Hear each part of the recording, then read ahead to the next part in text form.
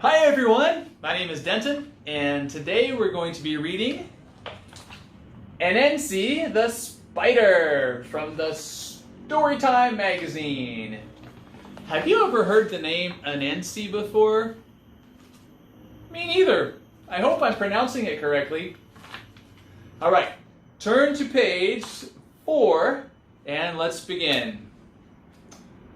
Anansi the Spider.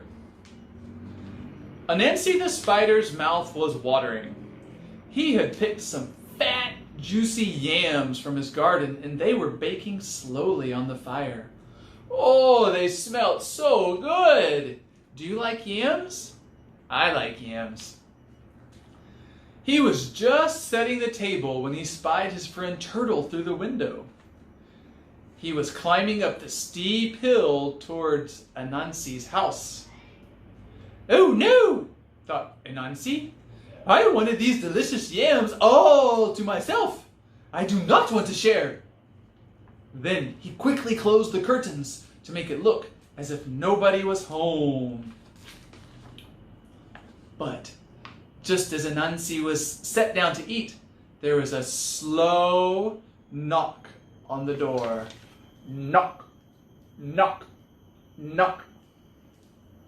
It was Turtle, and he looked very tired and hungry.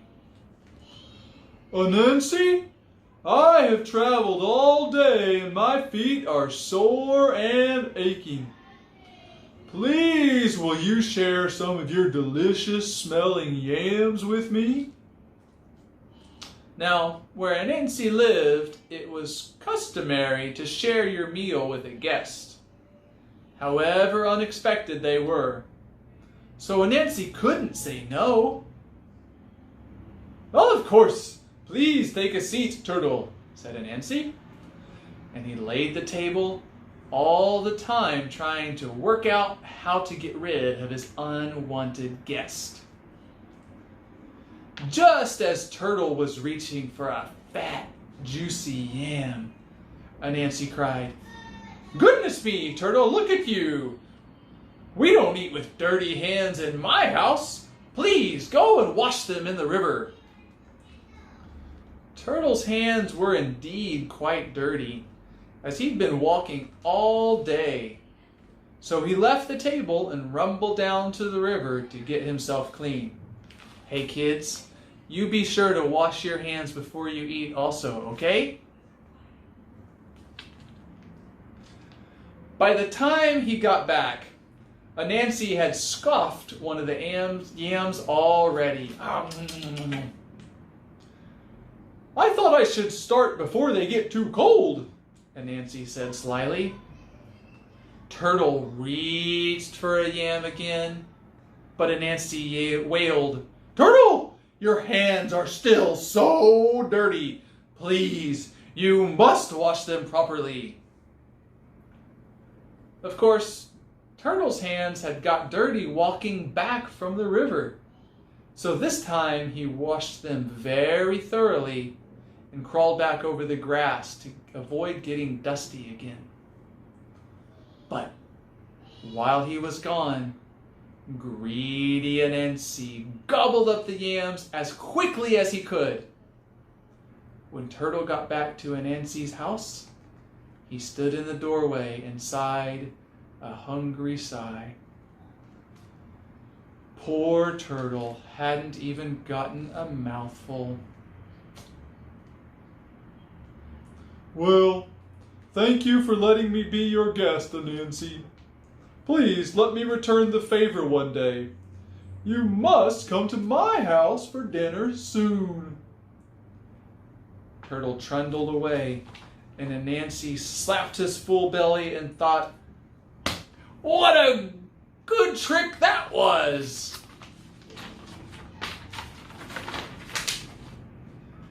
A few days later, Anansi decided to take Turtle up on his offer. Anansi loved eating, especially when somebody else had cooked the food.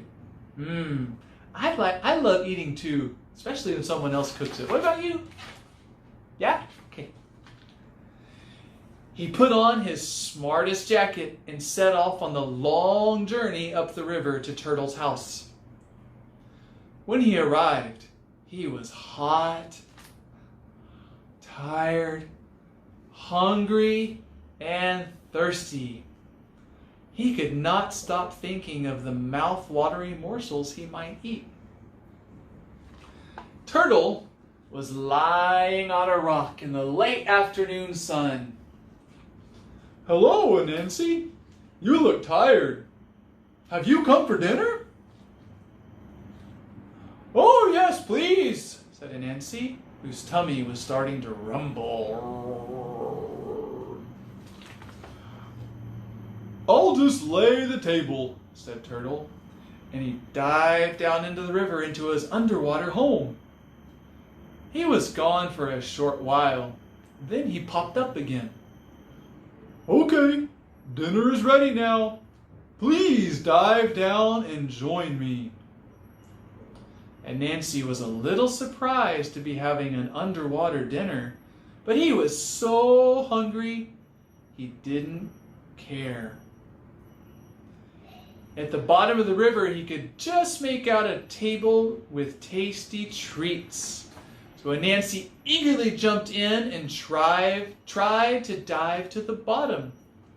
But however hard he swam, he just kept bobbing to the top.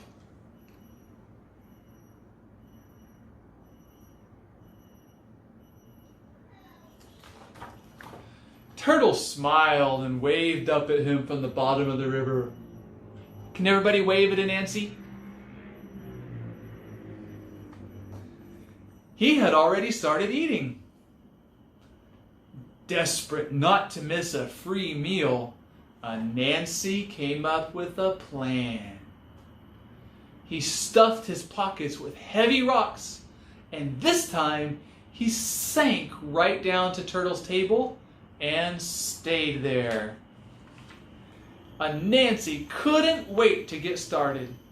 Turtle had laid out a fantastic feast.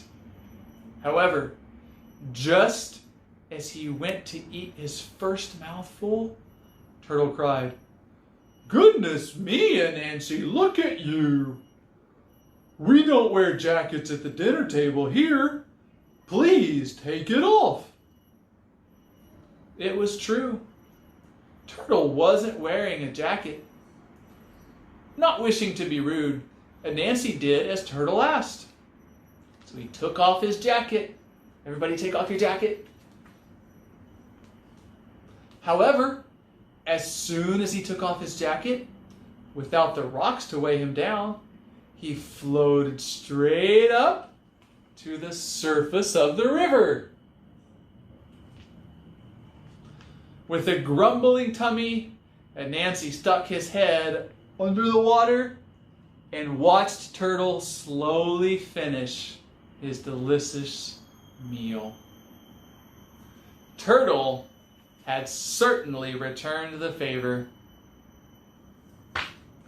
Thanks for joining me today. I hope you enjoyed that story. I know that I did.